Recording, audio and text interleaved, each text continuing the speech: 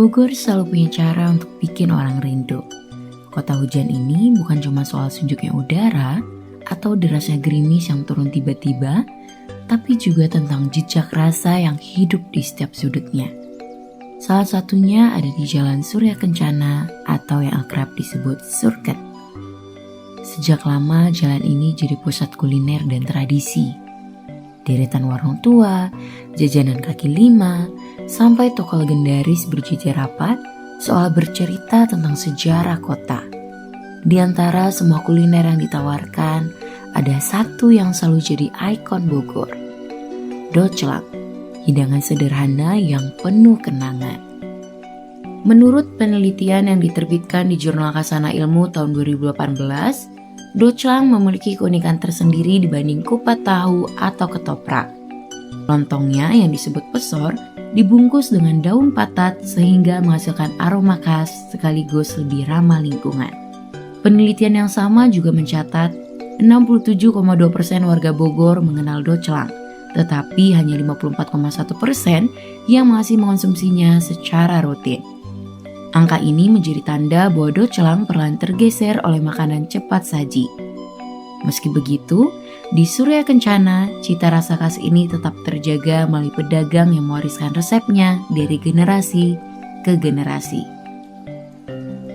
Docelang doyok itu ya khasnya khas Bogor itu. Dari beras, dibungkus sama daun patat, dikukus, ada tahu, kentang, telur, bumbu kacang. Bedanya dari bumbu kacangnya, kalau kita kan diolah dari rempah-rempah. Air-air ini sekarang jualan banyak makanan saji, jadi sepi. Kalau docelang itu lontongnya terbuat dari beras sama daunnya daun patat. Udah diaronin dulu baru dibungkus. Ini ngerebusnya hampir 3 jam 4 jam. Ya kebanyakan kali banyak yang makanan yang empat saji apa gitu ya. Tergeser. Docelang bukan sekedar sepiring makanan. Ia adalah kisah panjang tentang ketahanan pangan. Lontong dari beras, potongan kentang, tahu, dan telur yang disiram bumbu kacang, semua bahan sederhana itu sejatinya adalah pangan pokok yang sejak lama menopang hidup jutaan keluarga Indonesia. Tapi waktu tak pernah berhenti berjalan. Selera masyarakat perlahan bergeser, makanan cepat saji dan kuliner modern mulai mengambil tempat. Karena itu, menjaga docelang bukan sekedar mempertahankan rasa tradisi. Ia adalah cara kita merawat identitas, menjaga budaya, sekaligus menguatkan kemandirian pangan bangsa. Sebuah warisan yang tidak boleh putus dari masa lalu hingga masa depan. Disinilah peran Bulog menjadi sangat penting. Lembaga ini bukan hanya sekedar penyimpanan cadangan beras, tetapi juga menjadi penjaga ketahanan pangan nasional. Ada 3 peran utama yang dijalankan.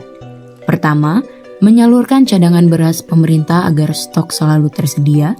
Kedua, menstabilkan harga lewat program stabilisasi pasokan dan harga pangan atau disingkat SPHP sehingga harga beras tidak melonjak tinggi. Dan ketiga, memastikan distribusi sampai ke berbagai lapisan pasar, termasuk pasar tradisional yang menjadi denyut ekonomi rakyat.